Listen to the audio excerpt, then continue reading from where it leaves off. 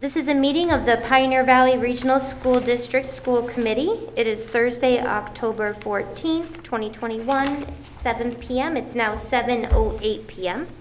We're being held here in the PVRS library. Our meeting is also via Google Meet. A link to view the school committee meeting will be available on our website at www.pvrsdk12.org, or you can view it on Facebook /BNCTV. The public is always welcome to attend in person or via Google Meet, but in the event of an issue with the Google Meet, the public meeting in person shall continue to proceed. The meeting is being held via Google Meet in accordance with the Governor of Massachusetts March 12, 2020 order suspending certain provisions of the open meeting law. So I will go ahead and call us to order. We have some attendance here in person as well as several on the Google Meet. If anybody sees me checking my phone, we do have a member that's trying to get into the Google Meet and not having success, so I'm trying to help her along as well. But we can go ahead and start with Stephanie. Stephanie Winslow, Northfield, here. Karen O'Neill, Leiden, here. Ethan Swartz, Warwick, here. Raina Dastu, Northfield, here. Alan Genovese, Warwick, here. And then we have Jeannie.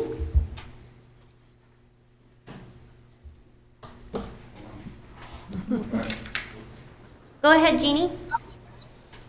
Jeannie Milton, Bernardston, here. And David?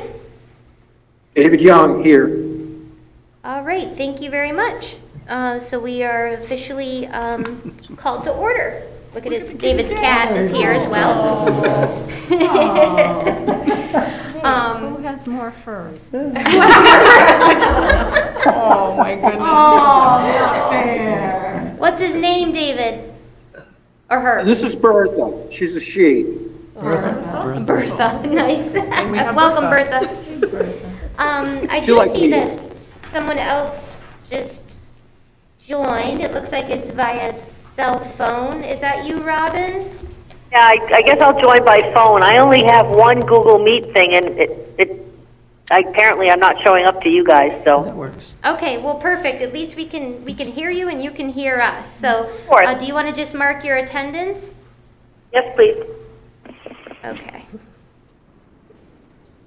If somebody's got a computer and they want to link, I'll try to get in. Okay, I will try to do that as I'm multitasking here. Yeah, She would no like big the deal. Google Meet link again. I'm not sure. I'll look and see. We did not have any citizens' comments this evening that anyone had signed up for ahead of time, and we don't have any citizens in the in the room Can you this grab evening. that? So first here on the agenda is the review of the minutes. So first we have the minutes from July 29th. Alan, did you have sure. any? I just have a couple of edits, and Karen can jump in but if I miss any. So on the second page, if you look at number 3, partway down it says her willingness to learn was apparent, and Townsley felt she, and I think it should read, would be able to manage. That's all, so get rid of the get.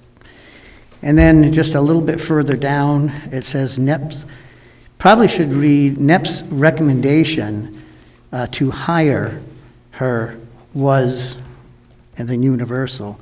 It reads NEP recommended her to hire is universal. Didn't. So those are just two minor. And I think a little further down, I was high in my rating, but that's all I had on that. Karen? I'm sorry, what was the last thing you said?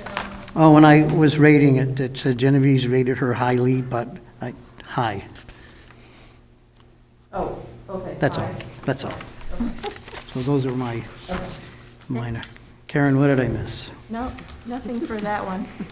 All right. All right. No, I'm sorry, I was rushing these, so I'm sure there's a lot. So then I would move that we approve the the July 29th, 2021 minutes as amended. Would it be appropriate to go through all the minutes and then approve them all at the end As amended, yes. as amended? Okay. Sounds good. Okay, That's good? sure. Okay. I will go on to So the next we have second. August 3rd. Right. So I had 4 edits. One of them was on page 2. And this was just, it was confusing, we were having the meeting, so I can get how this may have been confusing here. Way earlier in the meeting, David had made a motion, and then we had paragraphs that followed after that. And then down on this page, it starts with, following discussions on a second motion was made by Young and seconded by Milton. So that could be cleaned up really easily by just saying Young repeated his previous motion too, and then it leads right into what you have there. To not conduct an exit interview. So Young repeated his previous motion to not conduct exit interviews. Which paragraph? So I'm on It's the, second to last. Oh, second to last. Second to the Okay. last. The motion was originally made, yeah, I know, I wasn't quite sure how to record that because it was a different second. yeah, so if you go back to, what I'm referring to is on page 1, 3, business, it says Young moved not to conduct an exit interview with a second by Genovese. Then later on, she was trying to pick that up again and said, following discussion, because there was no action on that motion, a second motion was made. So he was actually repeating the motion he had before. So I think if it just said, Young repeated his previous motion to not conduct an exit interview, would cover that. And this was seconded by Milton, which is fine.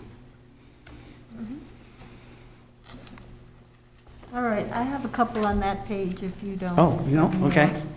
In the paragraph above that, fourth line from the bottom, it was noted schedule should be scheduled day. Yeah. Yeah. And then down near the bottom where it says Lois, first time Lois is mentioned, so probably her last name should be there too. Oh, yeah, yeah, And you know what it is? yes. Stearns? Okay. I didn't. What was it? What is it? Stearns. Oh, okay. And that's all I have. Yeah. On page 3, Claire had, oh, I was not at that meeting. Okay. thank you.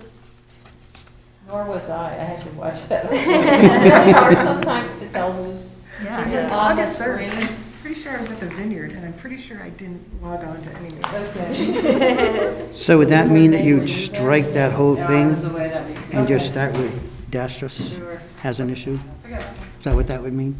What? Where? Would that mean that you would strike that whole thing after Lois, that sentence, and then start off with Dastus had an issue with paying someone who has resigned? No, she just wanted me to add her last name into there. Oh, okay, got it. Usually I don't refer to people by their first name. All right, sorry. On page 3, at the very top of the page, it just should be his. This last sentence, Dupre asked for the contract for review so the firm can assist. I think it was supposed to be his firm can assist. Oh, And then, I know, and we all know that what a DOF is, but since it's never been referred to there, it should probably have Director of Finance in front of the DOF.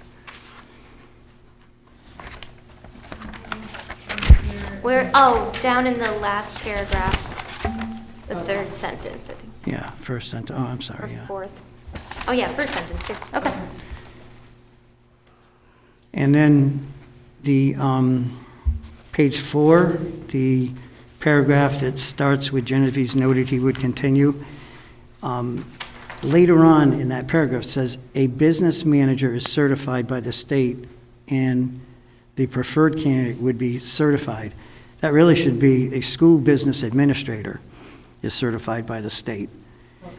And the last part, and I think this is what causes confusion sometimes, there are titles like the Director of Business and Finance or the Director of Finance. they may be certified, so they may hold that certification, but the district has given them a different title. Okay. So I would suggest you change that to Director of Finance may not be certified, may be certified, so that it's clear that you can have a different title and still hold the proper certification. Okay, so the official is a school business manager, Administrator. administrator? I'm not sure on the legality of that, or the, And I'm fine, if you want to leave it, you know, I'm fine with leaving it, but this is just saying that the title business manager. Karen, we have a policy, right? And it does designate, because we should be consistent with how we're calling this in our policy. Do you? I don't know of any. Okay, I should. I mean, I remember previously when Tanya was appointed to that position, she didn't have the certification, so that's why she was called the director of finance. Right. But, Well, looks someone. like David has his hand raised. Go ahead, Yeah, maybe David. David. Well, I didn't hear what was just said, so I may be repeating, but you have a business manager if they have that credential, and the director of finance is a step away from that in terms of qualifications. And so that's the point I'm trying to make, is some school committees will designate that director of, well, for example, Gil Montague, Director of Business and Finance. She's certified, but she has that title. It doesn't say, you know, Director of Business. So the important thing is that they're certified by the state, not necessarily the title that the school committee decides to give them. I guess that's the only point I was trying to make. It looked like for the purposes of the minutes that Lois Stearns had asked what the difference between the two terms were. And I think as long as we know that one is certified and one does not have to be, or one isn't, is that sufficient? I'll clean it up a little. 'Cause Okay. I have to send the final minutes to Joanne anyway. Okay. I'll- Are you okay with that, Yeah, Alan? oh, yeah, sure. And someone raised an issue, and it might have been in other minutes. They said, we keep calling that different titles, and we have. Right. So we Yeah, should. it looked like that's We what should at Lois some was point saying. decide what we are going to call it, and just stay with that through the rest of the minutes, because it comes up, Yeah. Okay. it's going to come up again. Okay. Karen, you have other things, Karen? No, that was it. Okay. The August 12th minutes, I would just suggest in number 3, since we're talking about minutes, it shouldn't say the notes of 7:29, just say the minutes of 7:29. Where? Page 1, under minutes, the last sentence, The minutes, yep. Okay. yeah. And then page 2,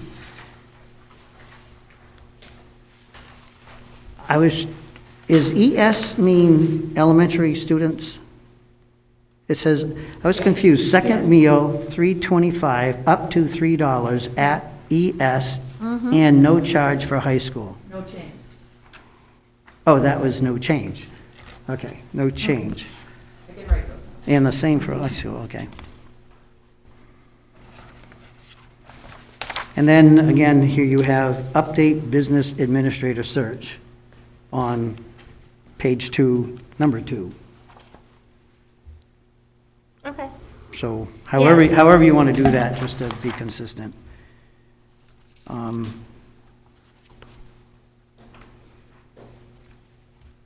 Did you have anything, Karen, on Oh, that? yeah, no, on page 3. Go ahead, you take it away on page 3. You probably have the same. Page 3, the last paragraph in section 6. Schwartz asked to address the reasons, not the address. Mhm. Yeah. And on section 10, I was wondering which school psychologist this was? Do we only have one? And she was the only one for the district? Elementary. Oh, for elementary, the elementary, maybe put in Like the element, yeah, I don't always put names on some of these. yeah. I had one on page 3 as well, just the second paragraph where it starts off, there was a discussion of appointing someone. And so if you read down a little further, it says Gagel had sent an email, appoint Ariel, it should say appointing, an email appointing. ING.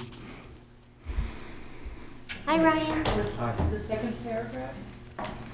Yeah, there was discussion on appointing someone, Yep. and then as you read down further, it basically said the superintendent sent an email, appoint Ariel. Oh, I see, yeah, I got it. To appoint? Pointing Ariel Grove. Okay. Yeah. All right.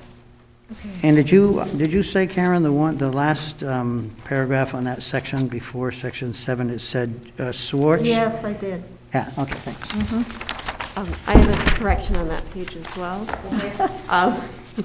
In that first paragraph, I believe the last sentence, Jane Dutcher suggested not adding a town government representative until the district moves to hire a okay, permanent yeah. superintendent. Oh, good. Yep. And then on page 4, whatever your theme is on the title, we're back to business manager. Okay. Certainly not manger. Major, yeah. Yeah, major. Okay. Then, August 18th, 21. Okay, item 3, I believe that's supposed, at the end of the second to the last sentence, the candidates were each given an opportunity to ask questions. Was it of the community or of the committee? I think it should be committee. Okay.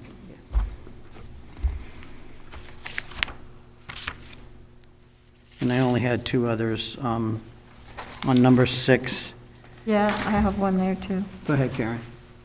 Last sentence in number 6, page 2, take out the word to. Would encourage, Oh, not yeah, would to. yeah, Okay? And in the next paragraph, I don't know if this is just a word choice, but I think they refer to them as clients. The committee will reach out to local clients for references instead of customers. Oh. This is a TMS. I have one on the front page under other present, it's PVREA. Oh. Yeah. That's it for me. Everybody okay with the 18th? The 19th, we were busy. in August. I don't have anything on this one. I have no edits on the 19th and no Alright. edits on the 25th. And I don't have anything on the 25th. Yep. Does anyone else have anything for the 25th? Okay. September 9th. There's a name that's incorrect throughout. It's one of our people from TMS. It should be Hool, H-O-U-L. Going in the room, please. Oh, okay. Not Hoolin? Okay. Jeannie, I'll get to you in 1 minute. And then there is one where I misspoke. So I would like to correct what I said. Yep, That's on page 3. yep.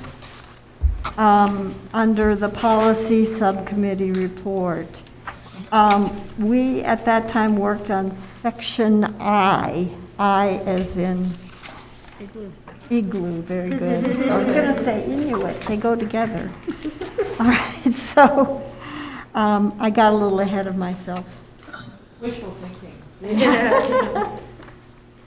Can I go back to page 2? Yeah. Small Roman numeral II. Under warrants, the second line says the chair was designated to sign warrants, but not that in person. I think it says, but now that in-person meetings have been, just change it to okay. now. Oh, yeah, I We saw can that. take a Got that one too. Jeannie, you can go ahead. Okay, I would like to, on these minutes on page 1, number 2, under citizens' comments, Judy spells her last name Wolter. Oh, W-O? Okay, thank you.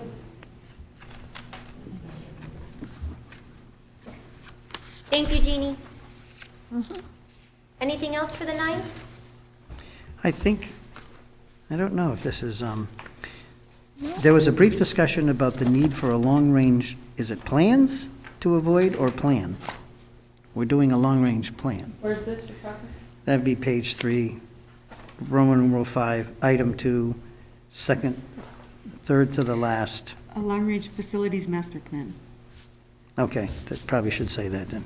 Alan, I'm having trouble hearing you. I'm sorry. Could you just pull that a little closer? So the superintendent noted it should be a That's much- long-range facilities plan. Master plan. Master plan. Better. Thank you.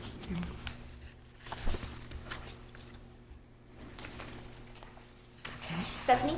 Page 5, Roman numeral 10 on the same minutes, the PVREA. There's just an extra E. And it should, is that PVASD, isn't it PVUEA? No. Oh, that's for the athletic one. Oh, Support personnel. okay. And then above item, so it would be item 9 at the top of page 5, but the very last where it says Townsley and Young left the meeting prior to the vote, I left as well. That's why I'm not included in the vote. First you said Genevieve's left. What was that? I'm sorry. I left the meeting at 9 o'clock when we were, Okay. when you were doing, it says Karen, they were taking a vote. I Okay. wasn't amongst the vote, and at the end it says Townsley and Young left the meeting prior to the vote. It should just add Genevieve's. Okay. Okay. Now, September 16th. I don't have anything.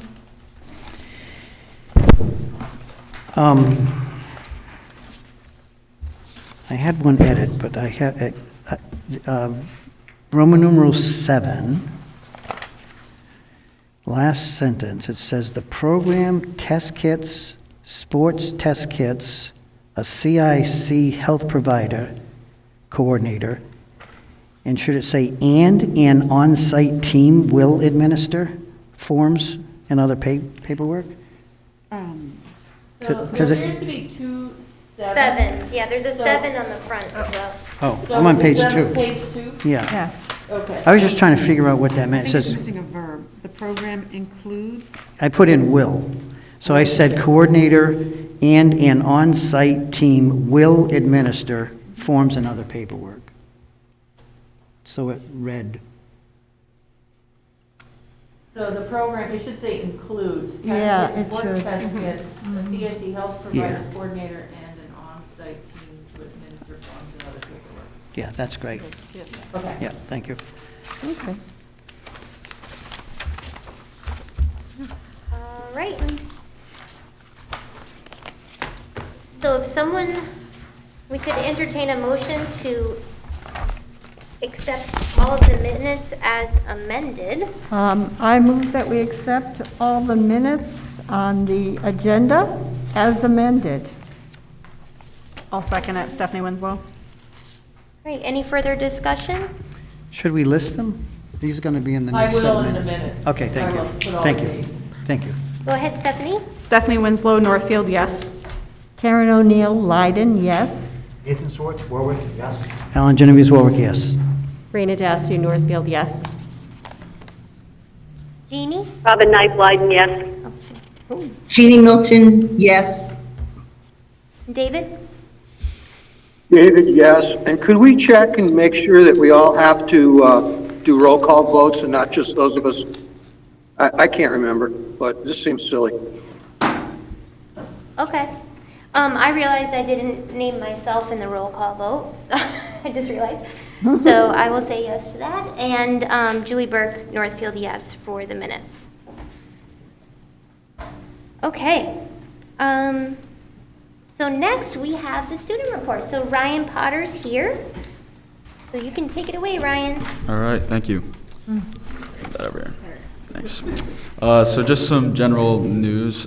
This upcoming Monday is going to be the start of our Spirit Week here at Pioneer, and it will obviously end on Friday.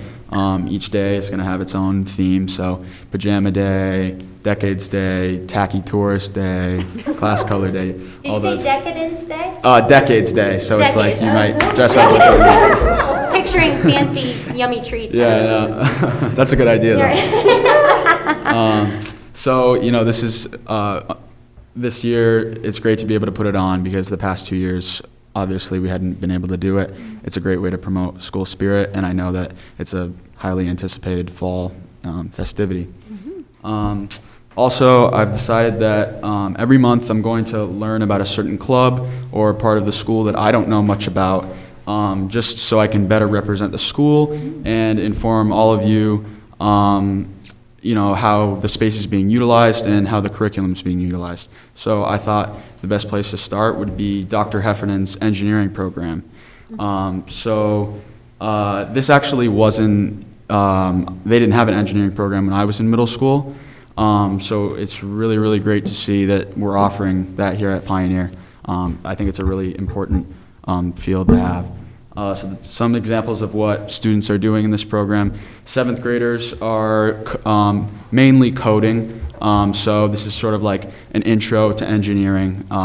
They're going to code on the computer, just learn how to program things. The 8th grade, again, intro into engineering. Dr. Heffernan told me that they're currently building model bridges out of toothpicks and spaghetti.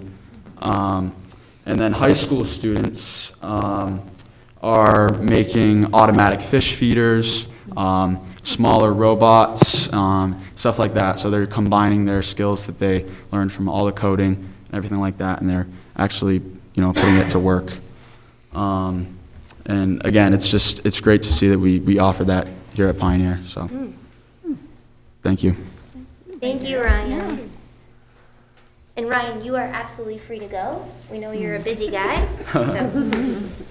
And your report is always greatly appreciated. Yeah, We're thank really you. impressed by you and your leadership. Next is our superintendent report. Okay.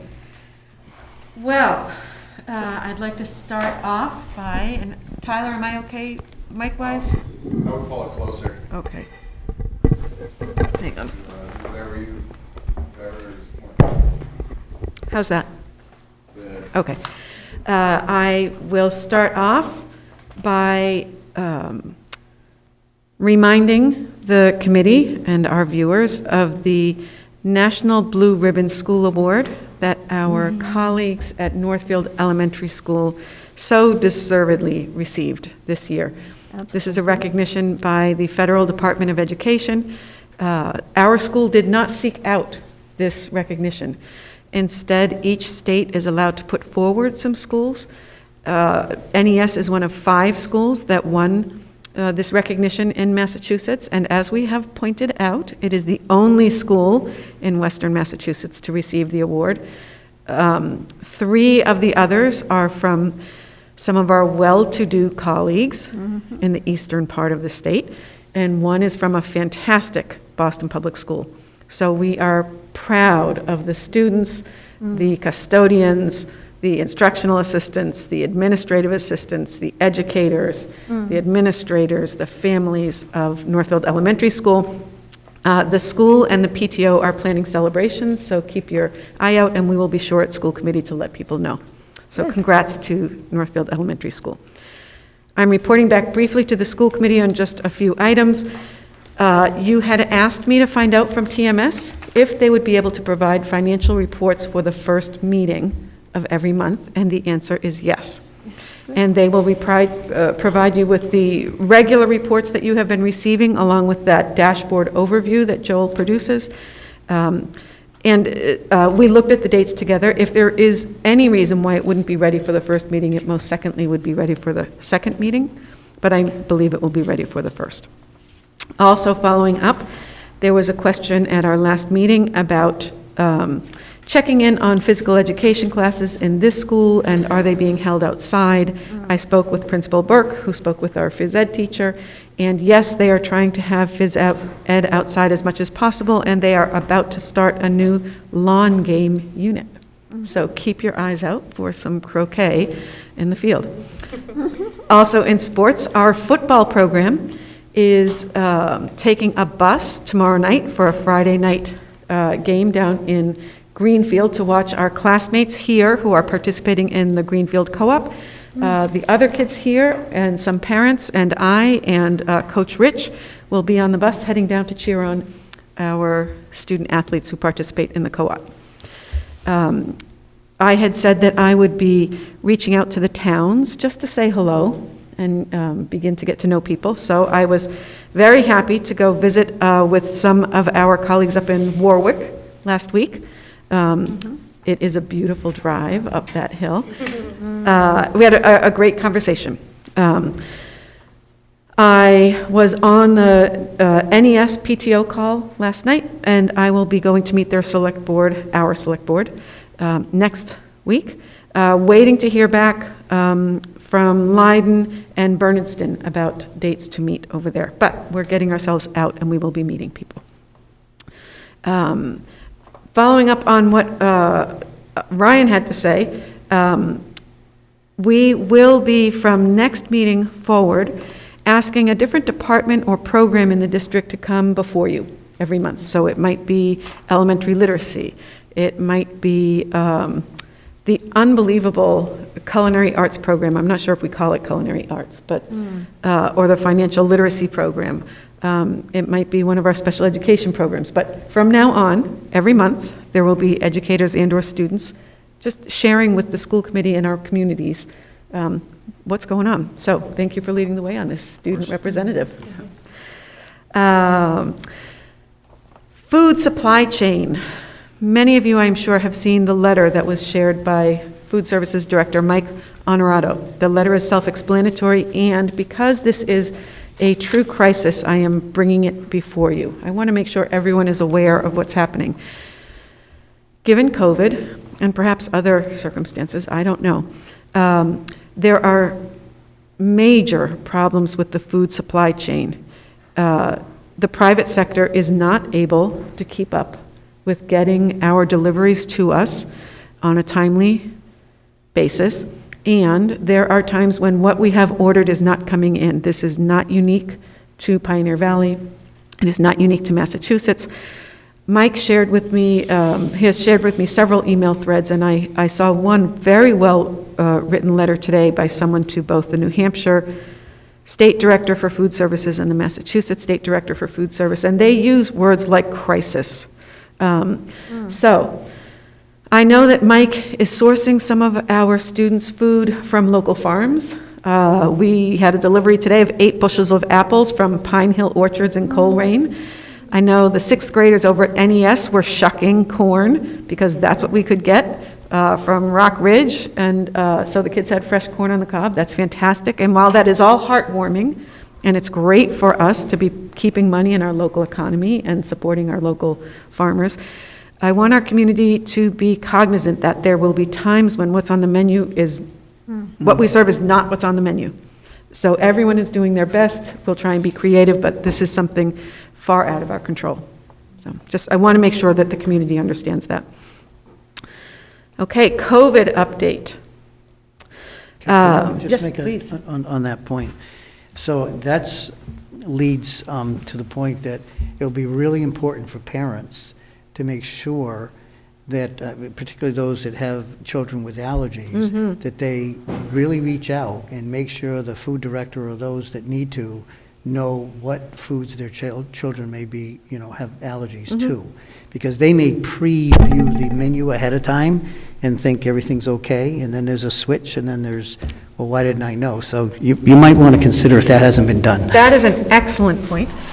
Mike and Christy Fontaine, who is our special education administrator, who is also our civil rights officer, have met and reviewed this exact topic, and they have a plan for reaching out with families. They have a plan for having extra meals on hand, frozen meals that do meet the dietary requirements of students with special dietary requirements. It may mean, however, that those students don't have the same meal that other students are being served on that day, and I feel, unfortunately, that's a trade-off that I am okay with our making. We want to make sure the kids are fed, and they're fed safely. So thank you for bringing that up. Perfect, thank you. Jeannie has her hand raised. Yeah. Patricia, is there anything that the community can do to help with the shortage? That's another good question, Jeannie, and the administrative team talked about that. There are strict requirements about purchasing food, storing food, the chain of custody for food. Several members on the admin team said, I will go to BJ's, I will, if I'm at Costco's, I will pick up. And the answer for now is, let's hold off on that.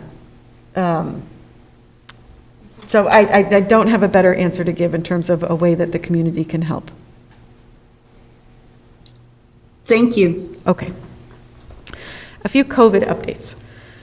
We have an FAQ for this district for COVID-related issues that will be ready to go, I hope tomorrow. We're waiting to see about policies approved or not tonight, but it has what we believe are some of the questions families are most interested in hearing answers to. That will go out via email, and then it will be posted on the websites. We also have a new COVID dashboard.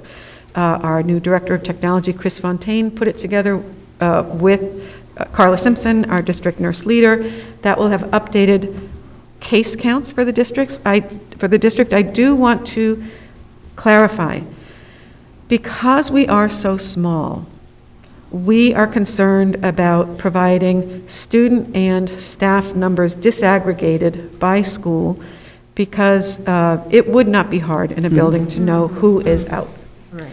So we have made the decision to aggregate those numbers. So if it says PVRS and 6 cases, we are not going to say whether those are students or teachers, in an effort to maintain some privacy for people in the district. But it looks terrific, and I believe it will go live tomorrow or Monday. The testing program, we are getting going. Test and Stay is up and running, and we have already been able to keep a few kids in school because of Test and Stay. Symptomatic testing is up and running. We hope to have pool testing going next week. We will remind people with another email, families and staff, if you want to be able to participate in Test and Stay, and that is for unvaccinated people only, you need to complete a consent form. So we will resend out the link to the consent form. The holdup with the pool testing right now, we have all the supplies, is the syncing of the software from the CIC testing company and our, there's not a problem, it's just we're waiting for the sync to happen. So we are delighted that the program is up. Yes? Can I just make a quick suggestion? Can you post the link on the COVID dashboard so parents can also access it that way, or even do a robocall because they may not check their emails? Sure.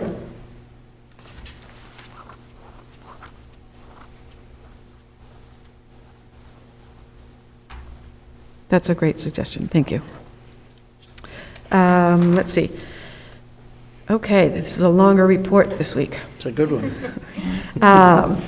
You may remember that a few weeks ago we sent out a survey on the possible uses of the American Rescue Plan ESSER 3 funds. What a great response we had. We had 245 respondents. Now, for a district of 600 and a few kids, that's a terrific rate of response. So thank you, everybody who responded. The responses were split, I think, proportionately among the towns.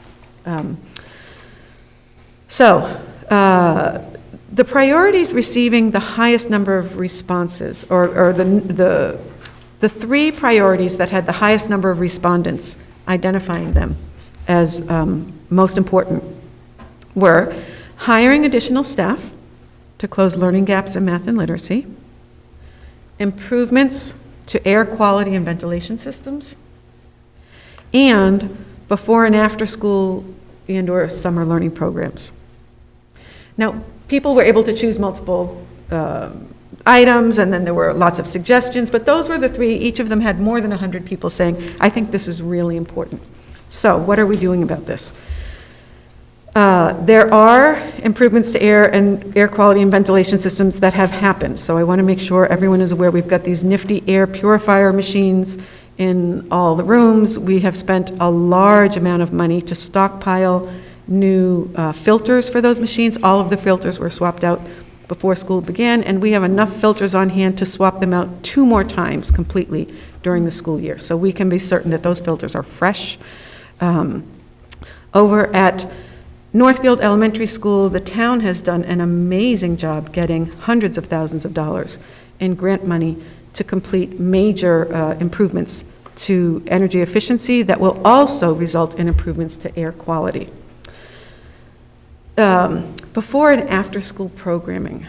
This is something that I heard about as a resident of Northfield, just watching our online community conversations, even before I was employed here.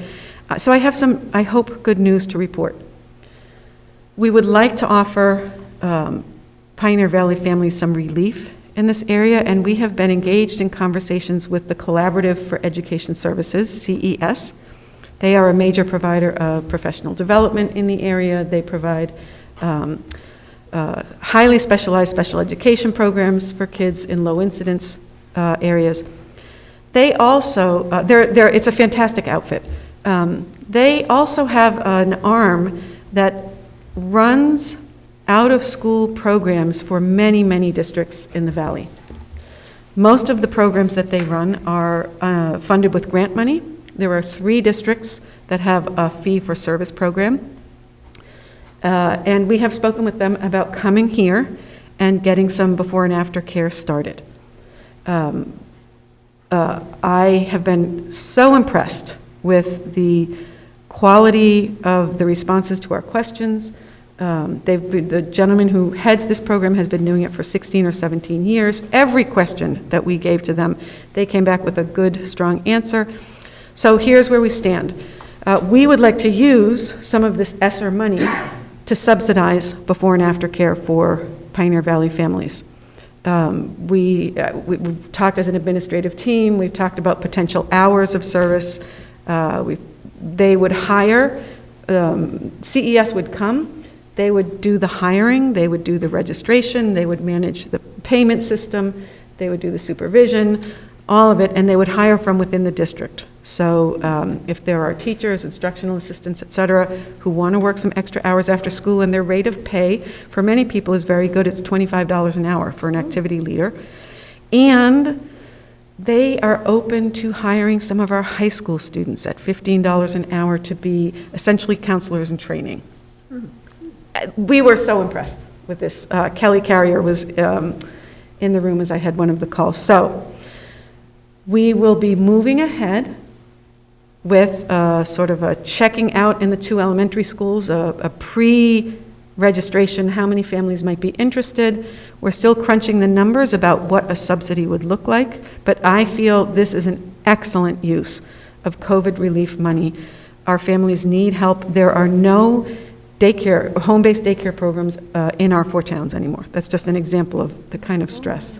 There's not a single home-based daycare program that we know of that's operating anymore. So, good news. I want to manage expectations also because they need to, now that we're saying, yes, we'd like to move forward, many details to be worked out, but stay tuned. We'll be sending out some info shortly. Can you just dive in just a little bit? Can you dive in a little bit deeper about what kinds of things they would be doing?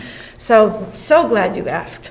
I said I don't want to see a single worksheet ever, anywhere associated with this. So some of their core values, it sounds like, are they do try to link things to ELA and math. Mm-hmm. They try to keep kids outside as much as possible. They can run module type things. So if there's a worker in the program who's into knitting, they might offer kids a 6-week knitting course. I said, we've got woods, we've got trails. Can you build fairy houses with the kids? Just keep these children outside, keep them interested. Robotics. Mm-hmm. So this, they have a time for snack, they have a time for homework, and then they are doing interesting things. It sounded great. It sounds flexible. It sounds like it offers our staff opportunity to dive into their passions and do that with the kids. Okay, and one final. Parents that can't or find it very difficult to then get their kids at the end of this extended day, would the cost be prohibitive to try to be able to provide assistance to those families so that their kids can participate and then get home after? Do you mean run a bus? Something. I don't know that a bus will be possible right now. Okay. My understanding is that Kosmeskis, like every transportation company around, is having a super hard time getting buses. We've had 4 athletic games that have been rescheduled because we couldn't get buses for our Okay. kids. So that probably will not happen. Okay, just wanted to ask to see if that was possible. Jeannie has her hand raised.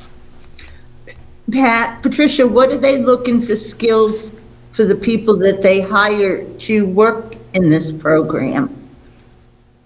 Jeannie, I'm sorry, would you say that again? The skills. The skills. Skills for the people who will be, the adults who will be working in this program? I don't know exactly what their hiring criteria are, other than I know they seek to hire already existing school staff first. Okay. Okay, thank you. You're welcome. Yeah.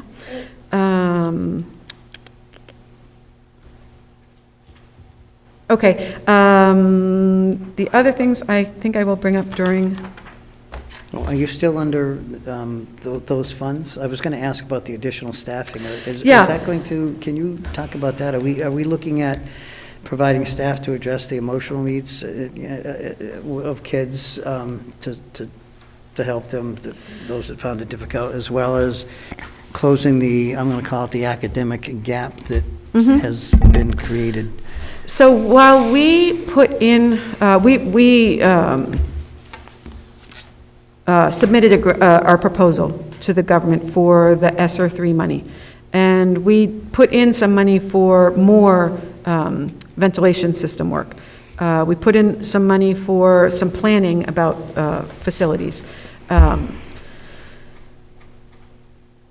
For now, my priority will be seeing what we can do about before and after care, and then turning our attention to the other sections of the grant that we submitted to see what we can do. So there is something that we've put in for social emotional support for students, and I'm embarrassed to say I can't reel it off on the top of my head.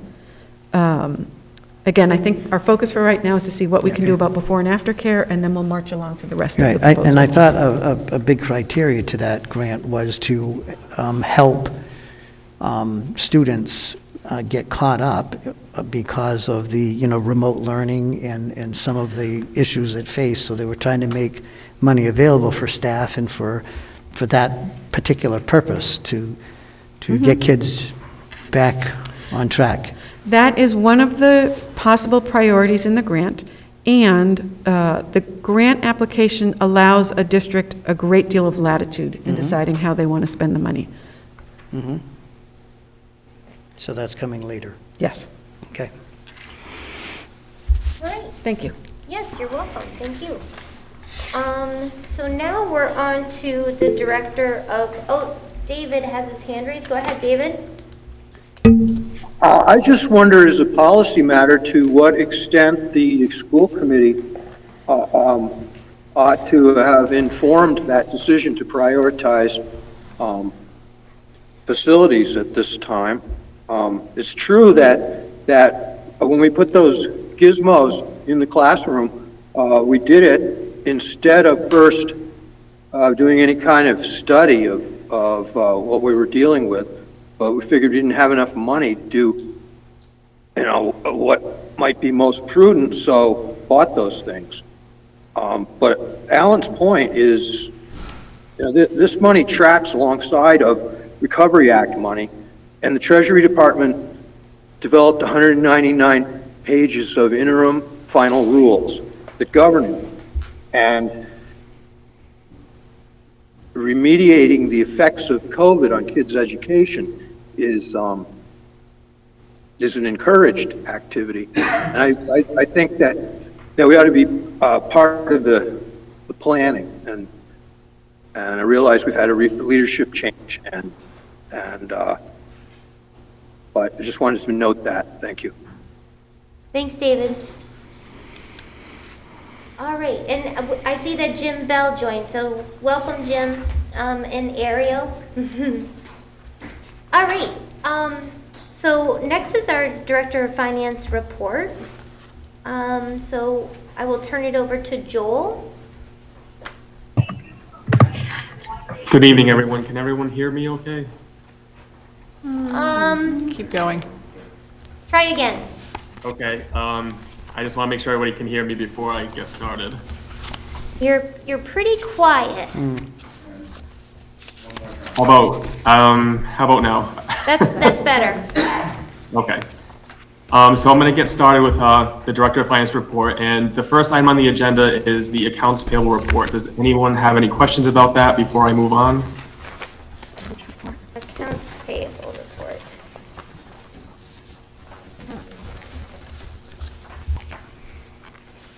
It's the largest one. I think it's like 100 and something odd pages.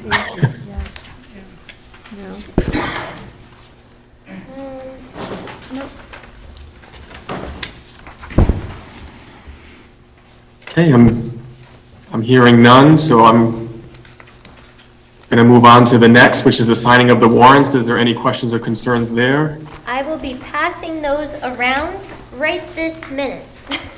Perfect. Bless you. Okay, so while that is happening, I'm going to move on to the next topic, which is, well, it should say September financials. I think this happened last meeting as well.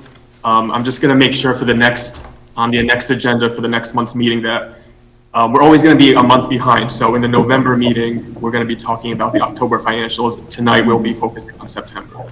Yeah. So at last month's meeting, I gave 4 reports for the committee to review. 2 of them you've seen before. It's the school committee expenditure report, which is broken down by DESI function code, and then the general fund revenues. I also added 2 additional reports as well, which is a high-level report, which is kind of like a skyscraper view of the district's expenditures, and a dashboard report that is kind of like a one-stop shop for with those high-level categories for the month so far. So we can use that report to basically track different trends on where we're spending most of our cash each month. I explained the use of these reports and how to read them last meeting, so unless someone would like me to go over them again, I can move on to the next topic, which is the newest document that you should have received in your packet, which is the finance update memo, I think I called it. Going forward, I will be including this memo at the monthly meetings, and I'm going to try to keep it like a one-page summary of just what's going on in the business office, what we're working on, what we've accomplished, other bits of information that you might find useful or interesting, and what we're looking at ahead and what's our next steps. I do want to add to the last couple of sentences in the memo regarding the FY23 budget. I know that school has just started and we're getting into the swing of things, but what TMS and the business office and the administrative team are going to start talking about is the budget for next year. It's a long process that takes months and needs many people to come together and brainstorm some ideas. And I'll admit, honestly, we are a little bit late in the game to start this process. Normally, this usually starts mid to end September. Like it was mentioned in the last meeting, we needed to get our feet wet a little bit and focus on closing out FY21 and submitting the end-of-year report. So what we want to provide the committee and the members of the community is a clear, concise timeline of where we are with the development budget process. We want to set milestones so we have clear goals in mind and be just totally transparent. For example, by the end of November, we want to have X and Y done, and by December, we'll have Z done, and so on and so forth.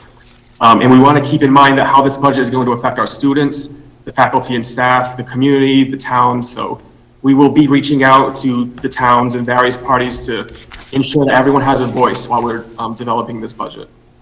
That way, when the time we hit winter, we'll have a budget to present to everyone, and hopefully we're all on the same page, so you can look forward to that timeline in the coming weeks. So right now, I'm going to throw it back to the committee, and if anyone has any questions about the financials or the memo that I provided, please feel free to ask, and I'll try to answer the best of my ability, and if not, I will certainly look into it and get back to you as soon as I can. I really like the memo, Joel. Thank you. It's really helpful to have that kind of recap, or else it just looks like a bunch of reports that, you could easily miss something or overlook something. Yeah. So the memo is very, very helpful. Thank you for that. Yeah, and again, if there's anything you would want to see specifically, again, just feel free to reach out to me or reach out to Patricia, and I can mention it in the memo, whatever, going forward into the next meeting. But if there are no other questions, I can go on to the next topic. Joel, one thing, so with Yes. the revenues, you Mhm. stated that the rural school aid figure for FY '22 came through. Yes. So that is a decrease of 6,700 or something. So did we anticipate that, or how will that affect us negatively? So the rural, I believe the rural aid is based on enrollment, and I think that if the numbers are dropping, then that aid is kind of affected. And so, I mean, we will be discussing some uses because that rural aid is basically used for any kind of operational efficiency. So if we need to hire staff or purchase more technology or, whatever the district needs, they're pretty open on what we can use those funds for. But those funds must be used in this school year. So we can't carry them over in the following year. We have to rely on whatever they give us for the FY '23 year. Okay, thank you. You're welcome. Karen? I just have a few questions on the expenditure report Sure. that have to do with deficits in some of the salary lines. And it may be that an extra person was hired that wasn't anticipated, or someone left and someone came in at a higher salary. I'd just like to have an explanation. And so the first one is on page 2 for Bernardston. The adjustment counselor went from a budgeted item of $72,000 to an encumbrance of $115,000. And I'm wondering why that might be. Does anyone know? So I believe that adjustment counselor was a new hire for this year. Is that correct, Patricia? Am I right on that? No, I thought the adjustment counselor had been at BES last year. Yes. Okay, yeah, so all right, I'll put that on my list and I'll look into that because the next thing I was gonna talk about is the budget transfers. Okay. And, unfortunately, I have to apologize because we don't have them prepared for this month. I know I said in the last meeting that there would be, but there were some things we had to tie out with FY '21 before we could really start looking at FY '22, and unfortunately, did not have time to prepare them for this meeting, but I can tell you, and you can hold me to it, there will be budget transfers to clean up some of these accounts in November's meeting. Okay. So then I have a couple of similar questions on, for Pioneer Valley School. On page 5, I know we have 2 people working in the front office to assist, but I'm wondering why is one called the assistant principal administrative assistant when we don't have an assistant principal? I think that's a holdover from prior language. Okay. Yeah, I think that's just a description that we might just have to update. All right, and then the next one has to do with nurse salary, which was budgeted at $65,500 and went up to $124,000 at Pioneer. And did we have someone leave and someone new come in? Do we have 2 nurses now at Pioneer? Why is it $124,000? Yeah, so this is another one that I'm going to need to look into to provide an answer to you. And the nurses' salaries, some of the district nurse, yes, we need to look into that. Not all of the nursing budget comes out of the district budget. There's a grant. There's a grant also, so we'll check into that. Okay, and that would be it. Thank you very much.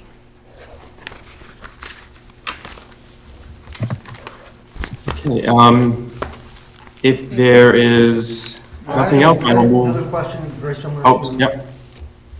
Karen's. On page 1, the rental and lease of equipment is 32% underpaid or not paid?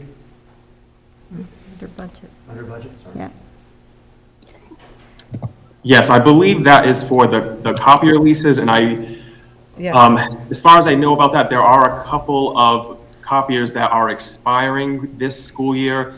So I think that's one of the things that I need to look into and figure out, which of these copiers are we renewing, or if we're, purchasing another. So that's, again, another item that I will write down, and I will have a proper answer for you once I have time to look through it. Joel, if I may add to that. Yeah. The new Director of Technology is also working on reviewing the copier leases that I believe were renewed this summer.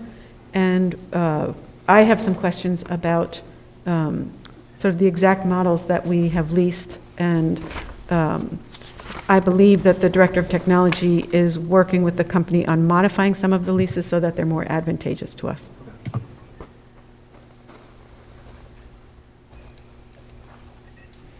Okay. Joel, did you have anything else?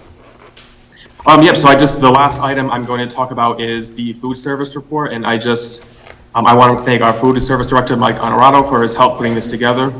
And I'm just going to go through and say that we started the month in a positive balance at the end of August with $5,204.37. We received revenues of $70,711.78 for the month of September, but please note that $19,268.84 of that are funds that we received from the state as emergency operating costs. This is when school shut down back on March 16th, 2020 through June 30th. So it's just additional aid that the state has given us, and our team is going to come up with a plan to present to you all on the appropriate use of these funds, really digging into, if we need some equipment that needs to be updated, or if we need to hire additional staff. That's something that we are looking into because we did receive these additional funds. So moving on from that, the total expenses in the food service account for September was $22,156.44, bringing the total profit for the month at $48,555.34, which leaves us at a positive balance ending September 30th of $53,759.71. So are there any questions about the lunch report?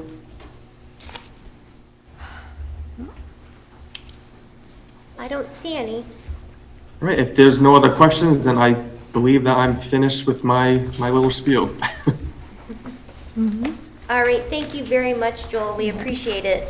I did have. Oh, sorry, go ahead, I'm sorry. Well, I remember I was thinking about this before. So did everything close accordingly on July 15th? Did you how did you manage that? Because did the state allow us to encumber more up to a certain point to get an extension? Because that's a bit unique. So I'm sorry, what are you referring to? What was on July 15th? Well, you had talked about encumbrances and what you were encumbering, and you recently are still encumbering money from the previous year's budget.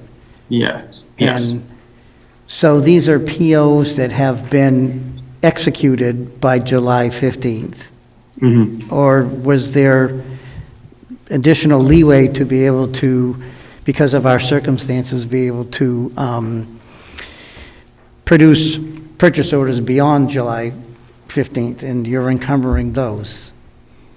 So unfortunately, there is a deadline with doing that, and anything that was not received by a certain, I'm July say 15th. maybe the end of this August, we had to charge it to this year because at this point, FY21, it's closed, so there should be no more POs from the prior year. And if there was anything that was carried over from the previous year, it has to be unfortunately charged to FY22 budget at this time.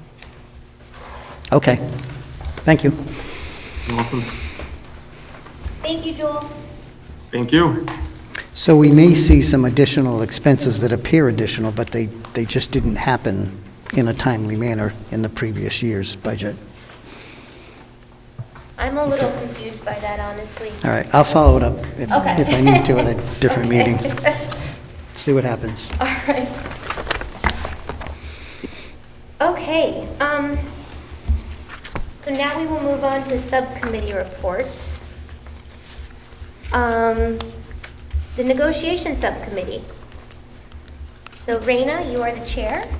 The negotiations subcommittee met on October 8th in executive session to discuss some issues of collective bargaining with the support personnel. And those issues will be presented tonight and discussed in executive session with the full committee.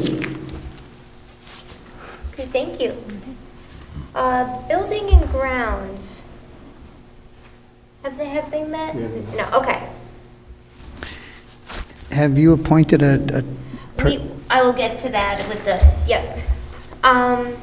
Curriculum and personnel, Karen? We have not met. Okay. Budget subcommittee, I don't believe has met. Policy subcommittee, Karen? Yes, we met last week, October 4th, and we continued to work on revising our policy manual, working on Section J, which is quite lengthy. It has to do with student services. And we also talked about some policies that Priscilla needed us to address, and you will see some of those on the agenda tonight. Okay. District agreement subcommittee. Have they met, Alan? They have not. Okay. Tricia. Priscilla strikes again. And then Warwick transition, I don't believe you've met. No, we haven't. Okay. Michelle said it should be soon. Michelle said it should be soon. Okay. We have received the information back from you. I'm not, I think it was still being run by Russell. Okay. Okay? But I don't know, really. All right, so for new business, we have the Bernardston Elementary School Improvement Plan. So we'll invite Dr. Carrier here to present the plan. Good evening. Hi. Hi. So everybody has a copy of the plan that I saw go forward, which is excellent. And I just want to start off by saying, coming to Bernardston Elementary, I learned so much. I learned all about what the school was doing, what the staff members were doing, and what the focus has been, the transition that happened from Leiden School and what that looked like, and everybody coming together. And so I spent a lot of time in the beginning trying to just really understand the school that I was in. COVID hit soon after that, put a little pause onto some of my ideas for moving a plan forward. Coming into the next school year, started the process again because we started coming back into school. Soon gathered a group of individuals that you will see on the first and second page of the improvement plan, trying to find a healthy representation for everybody to come to the table and share their ideas and thoughts around community members and staff, as well as parents. Putting that group together was great. We met monthly. We talked about things. We talked about ideas, interests for the school, what we've been working on. They helped me in so many different ways. I could be here all night telling you all the different ways that has really helped. One of the pieces is what you have in front of you, the school improvement plan. So coming together with the school council, we looked at how do we grow Bernardston Elementary in ways in which staff, students, and families can also have that role in it. And thinking about all of the changes that have taken place, really wanting to focus on also a district goal, which is social emotional and the students' well-being. With that being said, we wanted to be able to measure it, students' social emotional well-being in a consistent format. So we wanted to establish a process to do that. The district had a great opportunity, and we're looking into programs to help us consistently measure and using the same tool. So we adopted a program which allowed us to be able to create Goal 1, to be able to look at things and measure all students through the same format so that we can compare their growth to themselves. Moving into Goal 2, we would be able to take that measurement system and be able to create and implement plans for the students. based upon the findings for those students alone. What does this mean? How do we use the information? And how do we best improve our practices? Part of improving our practices leads us into goal 3, evaluating them, making sure that we are okay at looking at ourselves, looking at our practice and saying, did we measure what we want and how can we do better?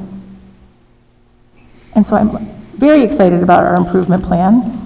Had a slightly slow start, but that doesn't make it any less valuable.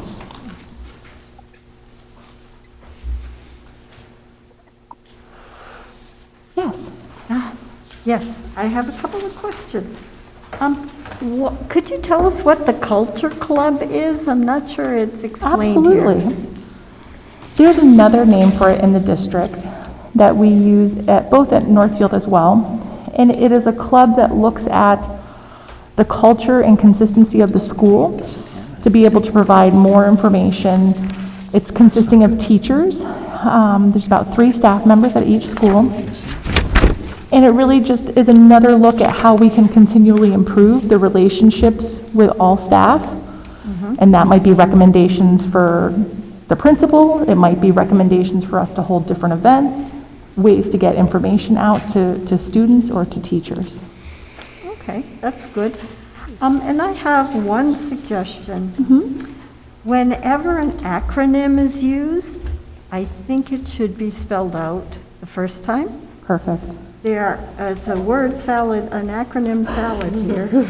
Some of There them, is. you know, as a retired educator, I don't know some of these. So I think it would be helpful if it's going to be a document that the public looks at, they should know what those mean. That's all. No problem. And thank you very much for investing the time in this very important aspect of education, especially now. Excellent. I definitely wasn't alone, so thank you. I have a question about there's a reference to the Rediker software. Can you speak to that a little bit more? Yeah. Explain The that. Rediker software is a program that the district uses that houses student information. We use it through our report card system, our attendance system, Okay. and we're now using it for our communication system. Okay, great. And looking at the behavioral goal, there's like a phased approach that you're to talk about the behavior in the hallway, and then later in the year talking about expected behaviors in the cafeteria, and then the following year addressing recess and bathroom. Is there a reason why those aren't just all, the expectations aren't being presented for all 4 of those? That's a great question. Yeah. Using common language for students is so valuable so that we send the same message. Bernardston, when I came, started that process, spent valuable time on beginning those stages and those steps. COVID, we had a little practice run where we put together presentations about how do we use the bathroom with less students? How do we walk down the hallway? In more of a rules of the road kind of way, one grouping on one side, one on the other. Doing those types of presentations, instructions, and building those instructions into our practices, it takes some time. I want us to also be successful with that process. So we're going to break it up. Some things that are a little harder to tackle because they're bigger, not so much harder, but maybe take more time to do, are routines around being outside and what's expected. That looks different for a kindergarten class, 4th grade, or a 6th grade class. And it also has a tendency to look and feel different when you have different experiences that you as an educator come to the table with. So those take a little bit longer for the educators to sit down, for us to discuss what are the values, what do we want for the students, and how do we teach those. So I wanted to provide some of that time for us to evaluate how we did, take a look at it, spend some time, see how we're doing before we move on to the next step. I really want us to have success at each stage. Okay, great, thank you. Adam? So I was kind of looking for another goal. Back in well, I think it was in 1988 when the school councils came into existence, and the focus was on academic achievement, academic goals, steps that would be taken to promote excellence in education. And that's been a theme, that has followed through and has been prominent in many of the school improvement plans. So I was waiting to see the academic goal and how you, what you were doing to improve student achievement, and especially given the pandemic and some of the challenges that we faced, I thought this plan would address academic growth and individualized for students and reflect how you were going to ensure that, we moved students along and supported them. So I don't want to use the word disappointed, but I had an expectation that that would be in here, and I'd like Superintendent to have that conversation. I don't know if the other, did Bernardston have their school improvement plan? Was there an academic goal? I don't remember. You mean Northfield Elementary? Yes, thank you. Northfield Elementary. Was there? I don't remember. Can I make a comment? Yes, please. I do believe social emotional learning can impact academic progress. If you are not presently present, you might be physically in a room, but you might not be social emotionally present to learn. I believe that with the information from COVID, knowing that we have, like you had raised before, academic gaps, student social emotional well-being, and for us to be able to address that breaks down another layer for us to be able to best support the students academically when they are in the best mindset to learn. And in order for us to do that and spend that quality time on the academics, we need to know how they're feeling and what might be a barrier or what might be challenging for them to be able to be present in school, and to be able to set forth a process in which we can best help them and support them. So I apologize for not being clear, obviously, and the point I was trying to make. I agree with you 100%. Kids need to come to school ready to learn, and we need to make sure they have the right emotional and frame of minds, the habits of learning in place.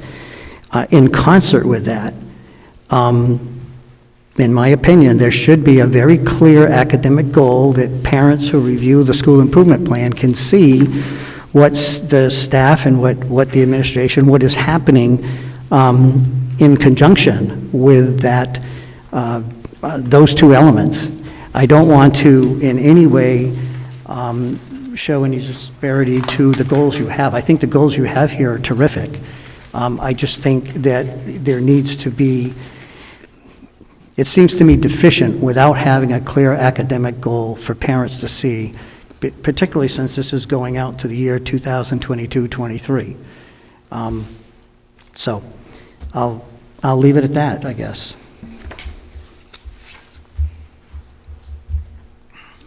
Anyone else have any comments or questions? May I? Yeah, absolutely. I appreciate the dual focus. Did you plan that? I know. The church bells. Jeannie, can you just mute for a moment? And then I did see your hand raised, so I'll have you speak next. As someone who has trained hundreds of educators in academic assessment practices, and as someone who has developed something of a specialty in assessment, kindergarten through grade 12, I feel strongly about the importance of having classroom educators, related service providers, schools, and districts have clear and shared, measurable, aspirational goals for academic achievement. And perhaps at the risk of saying something that will come back to bite me, I have not spent hours looking at our MCAS results from this spring. I have glanced at them. I asked a month ago, when the BES School Improvement Plan was scheduled to be on the agenda for the school committee, I asked that we please postpone that because I hadn't had a chance to look at it. Dr. Carrier and I met. I approved of the direction that Dr. Carrier was going in terms of her plan. However, this committee has to vote to approve the school improvement plan. But as her supervisor, I felt a school-wide focus on creating common language around what behavioral expectations and cultural expectations for community membership are for children was a terrific area in which to focus. If, for instance, kids walking through a hallway, we talked about this, there are some teachers who, by temperament, might be happy with a gentle herd walking through the hallway, a happy herd. And perhaps it's not a straight line, and there might be a little wandering. No one's getting hurt, but it's a happy herd going down the hallway. And there is the teacher who might feel that it is important to have every child in a straight line and hands by their side so that hands are not wandering. Okay. Both could be acceptable in a particular school culture. The messages to children from those two educators are different, and that creates an emotional and cognitive burden on the children that can distract from their ability to meet different educators' requirements, expectations. And I'm not saying, I have a feeling we agree 100%. So, given the pandemic, and given the toll that it has taken on our kids and on our teachers, it seemed to me okay that Bernardston be, as a community, focusing on how they will clarify their expectations with each other. Because the leader of the happy herd might feel fine about having a happy herd, and the teacher who wants the straight line might feel fine. There need to be conversations, there needs to be clarity, and then there needs to be consistent instruction with the children about what expectations are in public places and in the classroom. So this is a long-winded way of saying, I agree, we need to have academic goals for schools. And in the current pandemic, I think I'm taking a different tack, which is, it would be okay with me if Bernardston for this year and next year does lots of work talking with each other about how they're going to decrease the cognitive burden on children in terms of translating expectations among different adults, and how they're going to support children in learning how to manage themselves, their little bodies, their big bodies, their emotions, so that, as I think we would all agree, they are more available for intellectual learning. That was so long-winded, I apologize, but I felt the need to sort of support my colleague. I agree with you 100%. It's missing the academic achievement because, in my opinion, everything you said is right, spot on. I couldn't agree with you more. That can happen in a climate and environment that, as they're working their way through all the things you talked about, that, and maybe it's a little in the background, but student achievement is the goal of public education, and it's certainly okay to have this as a super goal focus, but not having some academic relating to this on how they will be using that to continue to do the fine work I'm sure they're doing. And they should be having bragging rights about, you know, what is happening and how they've been addressing that and how they will be continuing that, so that parents can see that's on their docket. It didn't disappear. It didn't take a back seat. And we all know it won't. But not having it in a 3-year plan is just, I think, a major oversight. Okay. That's just my opinion. Okay. All right, anything else? Jeannie. Oh, sorry, go ahead, Jeannie, that's right. I would, excuse me, I would like to congratulate the group from Bernardston Elementary School who came up with this improvement plan. We don't know the culture that is in the school at this time. And certainly the group that was involved in developing this 3-year plan, school improvement plan, is well aware of the culture and where some of their priorities have to be right now. I commend all of the Bernardston Elementary School Improvement Plan planning people. Thank you, Jeannie. And thank you, Dr. Carrier, for your presentation. Thank you. Thank you. Thank you. All right, next we have, Alan, you were going to give a brief update. And I will keep it brief. Point of order, do we need to vote on the, Oh, excuse yeah. me, Right, thank you right. very much. Right. Thank you. Yes, so, would you like to make a sure. motion? I would like to move to accept the school improvement plan for Bernardston Elementary School as presented. Is there a second? I second that. Great. Further discussion? Okay, go ahead. Oh, sorry, Nathan, go ahead. Yeah, I think this is a great plan, and it addresses a need that we need to deal with right now. I have to agree with Alan that, not this year, but next year, there should be some kind of academic goalpost that we're setting, right? It doesn't have to be high, right? But that helps us go into the future, right? To see where we are now and what we can do to better that. So I don't know if that's something that could be added to this, or if that's something that could be talked about at a future date. My understanding is that by state law, the school committee should be voting to approve school improvement plans by July 1st of each year. So we'll get caught up and in the process of developing next year's plan. So it's written as a 3-year plan, but every year we need to come back before the school committee. So we will take, we'll take both of your concerns into account, certainly, in developing the plans for next year. Thank you. Jeannie, did you have your hand raised?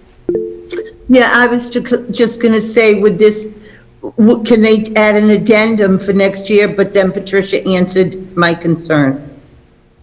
Okay, thank you, Jeannie. Any further discussion? Yes, so that I'm clear. So I'm hearing you say that next year we'll see an updated school improvement plan that will include this. By law. I can support, yeah. no, I Yeah. realize a lot, but, all right, I can support. I was not going to vote no, I was going to abstain, but given the fact that you'll Yes. revisit that, I like guideposts for the second year, I can live with that. Okay. Okay. Yeah. All right, then Stephanie? Stephanie Winslow, Northfield, abstain. Karen O'Neill, Leiden, yes. Nathan Swartz, Warwick, yes. Raina Dastu, Northfield, yes. Alan Genovese, Warwick, yes. Robin Knight, Leiden, yes. David Young, yes. Jim Bell, yes. Jeannie Milton, yes. Okay, and Julie Burke, Northfield, yes. All right, thank you. All right, so Alan, now you can go ahead with your brief. Yeah, and it will be brief. So, as you know, we have 4 members, Karen, Michelle, Raina, and myself on the 6-town regional planning board. And I want to be really clear that from my perspective, no one has made up their mind on what recommendations that would finally be made to the town. We hear a lot of information. We've collected information over 2 years, but we're all incredibly interested now on finally, and because of the pandemic, we slowed that down. We were only able to get, input from some parents and some administrators and some teachers, very small samplings. And, we realized that was very inadequate, but it helped us to hear concerns and get ideas.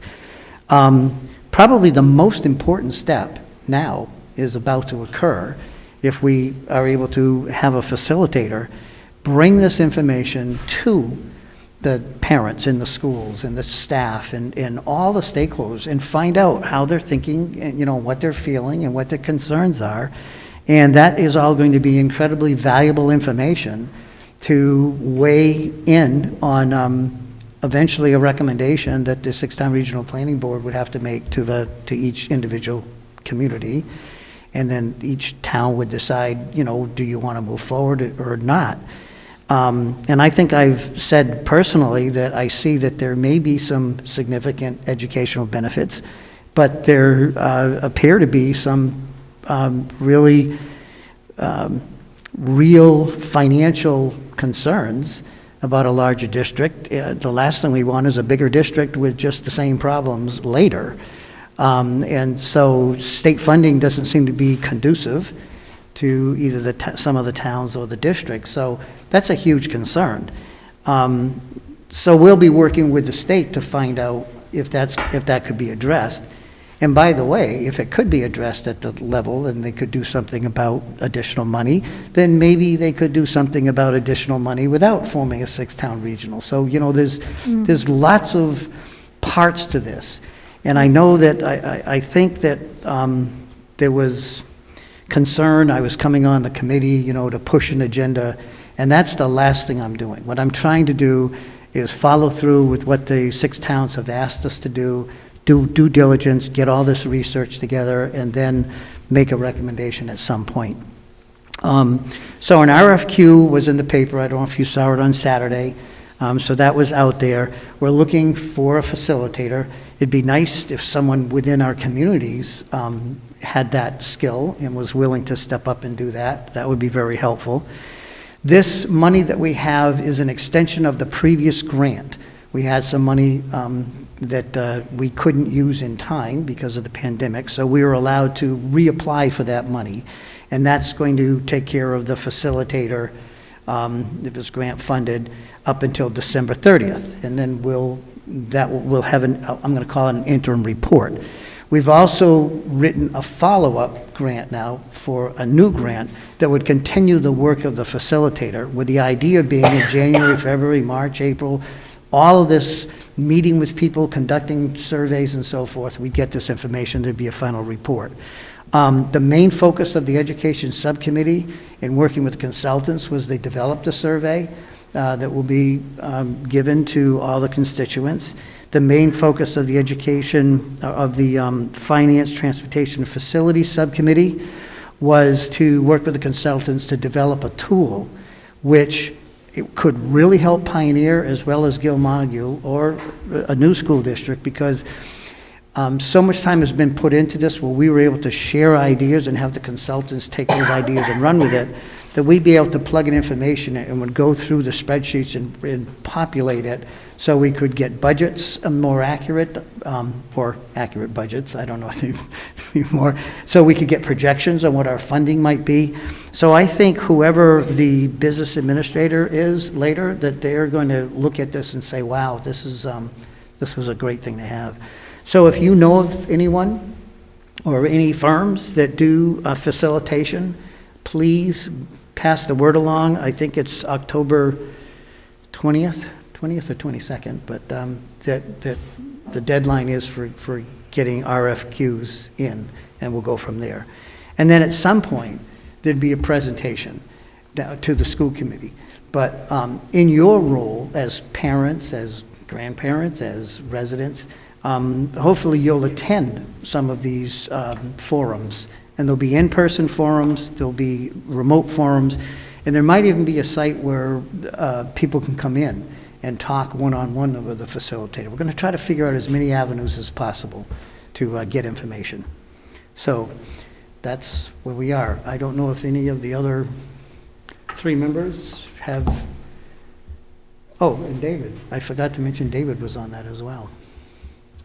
Okay. Thank you for the update. I would suggest, and I don't know if you mentioned it, Alan, but considering the success with 245 respondents with like the survey, maybe something like a survey would be helpful to go out to all of the families to gauge, that's a good plan. Both districts. Yep. Yeah.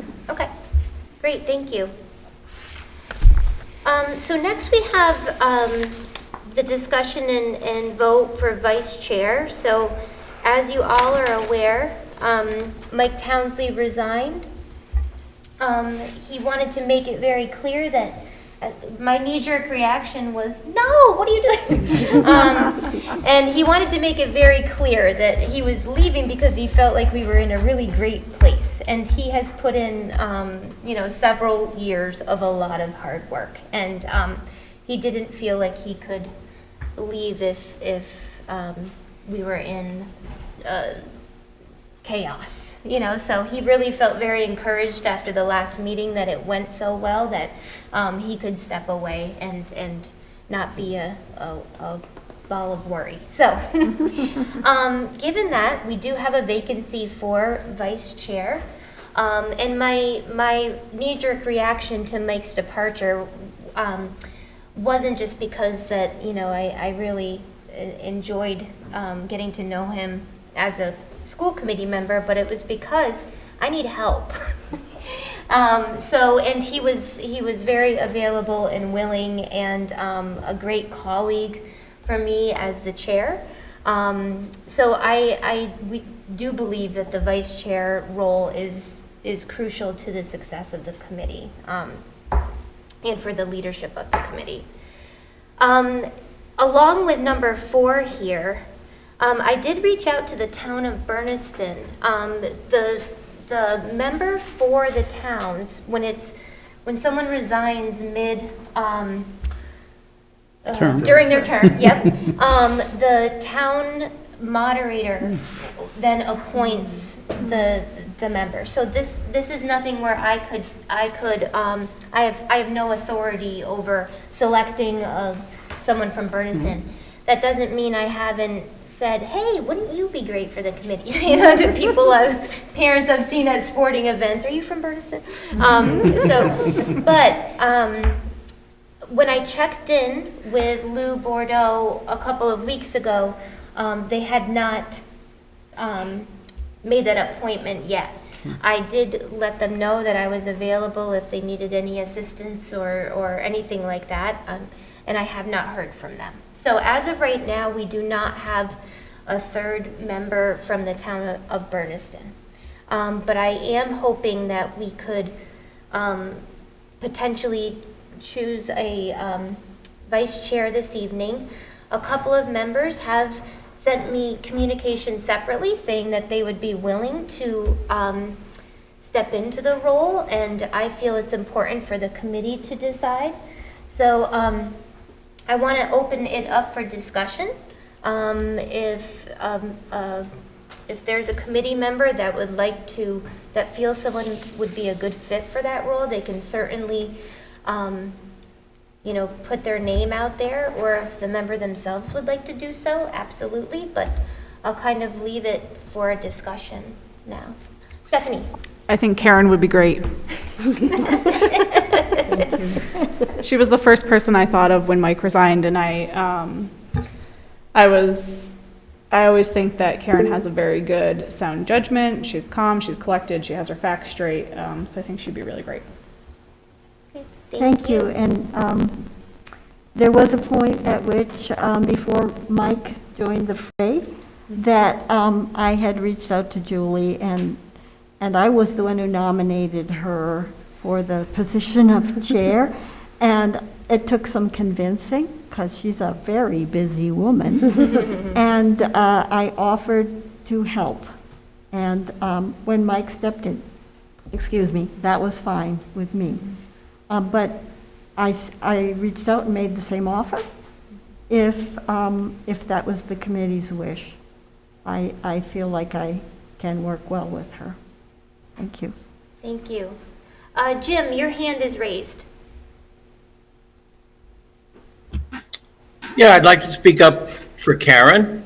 I think she'd be wonderful in the position. Karen's been involved with Pioneer for a long time, and I know that she loves the school district and would make a great, what's the position? Whatever.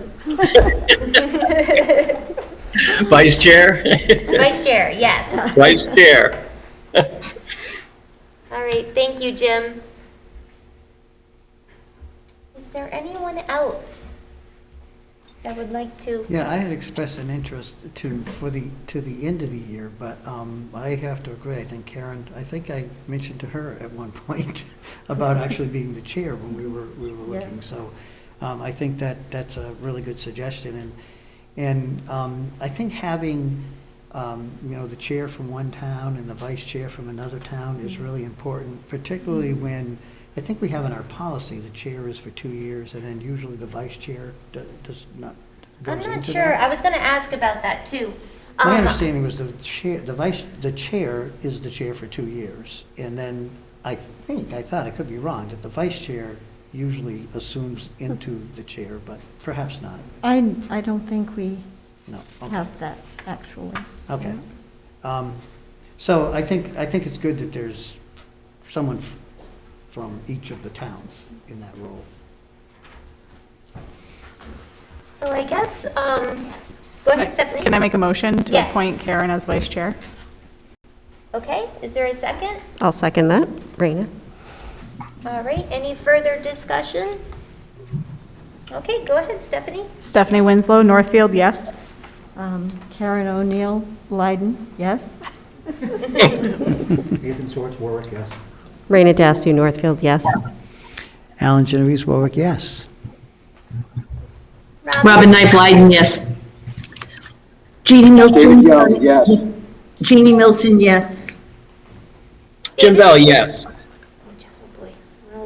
David? He just David said Young, yes. yes. Okay, perfect. And Julie Berg, Northfield, yes. So wonderful. Look forward to working with Thank you, you. Karen. Thank you. Thank you, Karen. Thank you for your So, just something to confidence. think about.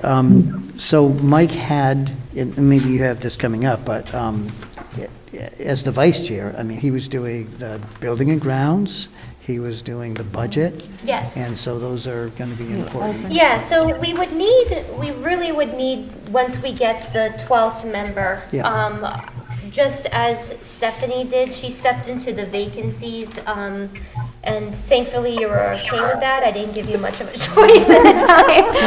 I was voluntold. Right. So Yeah, I'll yeah. do the same with our Bernardston member. I will also reach back out to the town just to see if we can get an update and a Yeah. potential timeline. And one thing I was really pleased to see is the superintendent is looking at a real active role in the budget, where you talked about putting together pieces for 2023 and looking at a timeline. And I think that's just so critical, that leadership comes from the superintendent. You run it through and talk about it with the budget subcommittee, but that ball is in your court, and I really appreciate you taking it, so thank you. Thank you. I just want to do a bit of a time check. So we are at 10 of 9.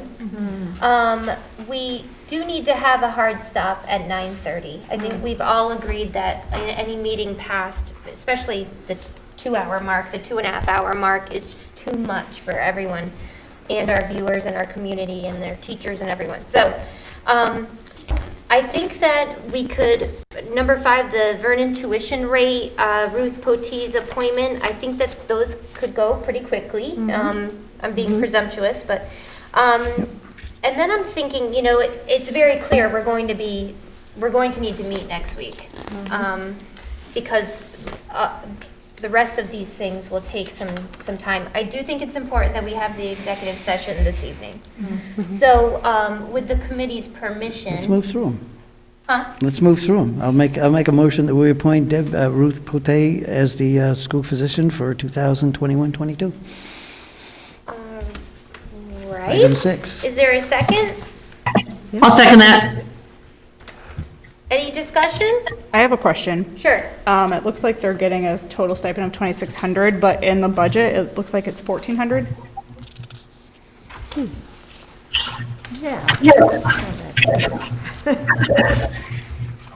I didn't know if it's, because it's, I would think 1,400 is low. Does seem low. Yeah. So should we perhaps, make sure that we check on that before we vote?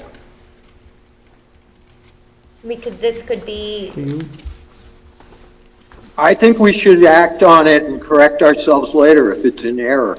We're going to meet next week, but we might get it done. So What vote I on the recall higher is it amount? wasn't much money, ever. What did David say? Sorry. I don't know.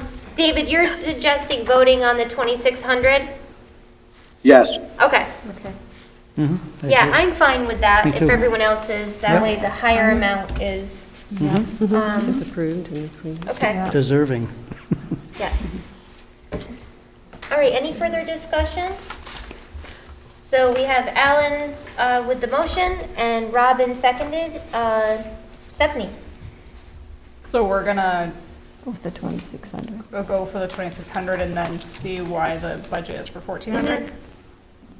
But we're essentially approving 2,600. We'll make a so correction. We would make the correction to the budget if it's incorrect. Okay.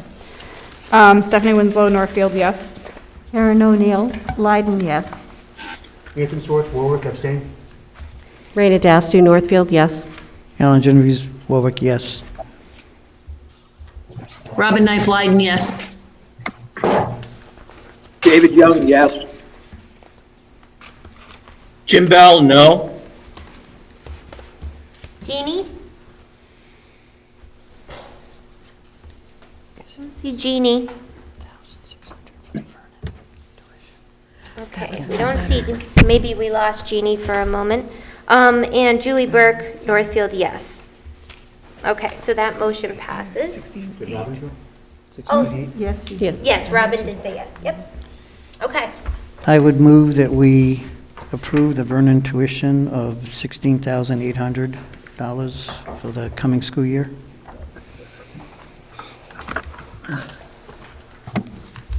okay, is there a second? I'll second. Any discussion? I know past practice has been to set it a few $100s less than what the state of Vermont offers as a maximum. So is this the amount that the state of Vermont set?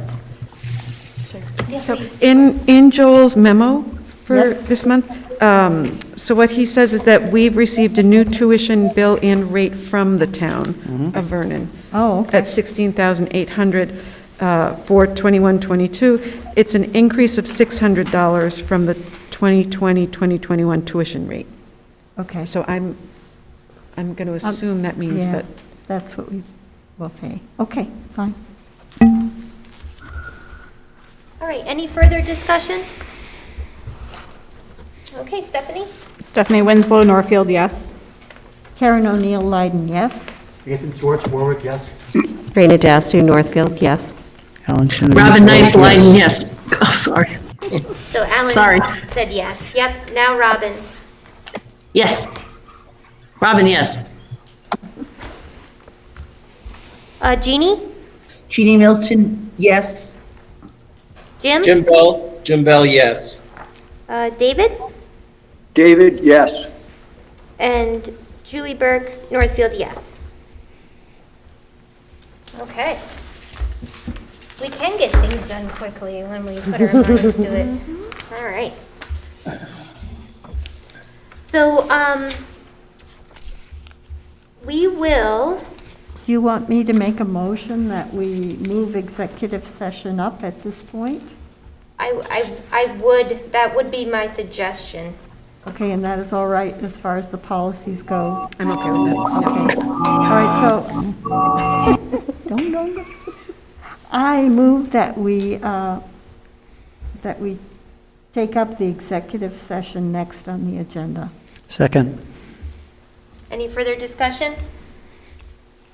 Stephanie? Stephanie Winslow, Northfield, yes. Karen O'Neill, Leiden, yes. Nathan Swartz, Warwick, yes. Raina Dastu, Northfield, yes. Alan? Alan Genovese, Warwick, yes. And before you go on, because we might lose people, is it the intention of the committee to come out of executive session and continue with the business or adjourn? Because that might impact some of the... Yes, so, this is just to shift the order. That's right. So we're going to come out and continue. So we'll have to bring, We have to vote again to go into executive Correct. Yeah, session. and we'll we'll take set that precedent. Okay, thank you. Yep, okay. So are you saying? yes. Okay. Robin Knight Blyden, yes. Jeannie Milton, yes. Jim Bell, yes. Robin? Robin already voted. Oh, sorry. David? I did. David usually We- goes away. We have to declare whether we're going to come out of executive session solely for the purpose of adjourning, or if we're going to resume. Or Yes, it's not we're- illegal, go in. Yes, So- we're going to do that. We're only voting right now to move up the executive session. That's all. So sorry. No, that's okay. Aye. I vote yes. Okay, good. And Julie Burke, Northfield, yes.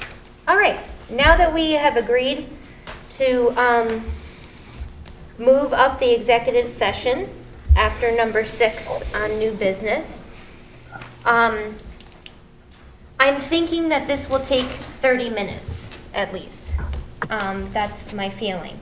It would be my suggestion to adjourn following executive session. We will come back out to adjourn. And then we will need to have a continuation meeting next week on the 21st. But we will only address new business 7, 8, 9, 10. Any other business not anticipated. And miscellaneous and personnel. Can I ask a question? Yes. Is the 21st a Thursday? Yes. Yes. That's the virtual open house for Pioneer. Oh. It's not gonna work. What do, is that held in here? Like, It's virtual, so some teachers will be home, some teachers will be here, but it's the open house. What time is that? 7 to 8:30. okay. Can we meet at 6? Doesn't sound like we have a very No, we packed won't. agenda. How about Wednesday, the day before?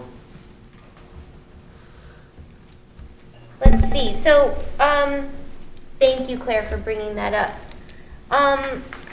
Could people meet on, I better look at my calendar.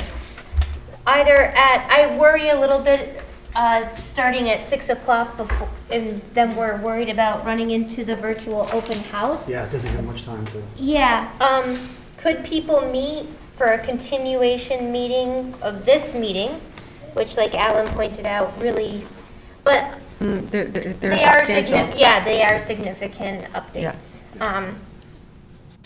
So that would be Wednesday, the 20th. I am available in the evening. Stephanie, you're, I'm available. Karen, Yes. Nathan, Raina, I'm available. Alan? I'll probably be virtual, but yes. I think. Okay. Jeannie, would you be available Wednesday, the 20th? You're listening to the last meeting, it seems like the only, Yes, I would. Okay, David? No, I wouldn't. But go ahead and meet. Okay. Go ahead. Jim, would you be available Wednesday, the 20th? No. No. But Robin? go ahead. Robin, would you be available? No, not on the 20th, I can't, I'm sorry. Okay, but we'd still have a quorum, correct? We'd 1, have 2, 3, 6. 4, Someone up 5. here do this? Jeannie. I'm 6. Did anyone up there say Jeannie yes? Jeannie said yes. That's 7, okay. But Michelle might be able to. That's true.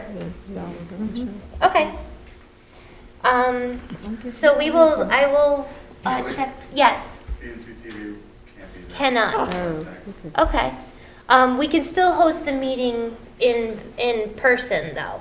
And via Google Meet, it just wouldn't be We're streamed. not available with, Okay. As long as we provide, the public with the opportunity to come to our meeting, the Facebook stream is Bonus.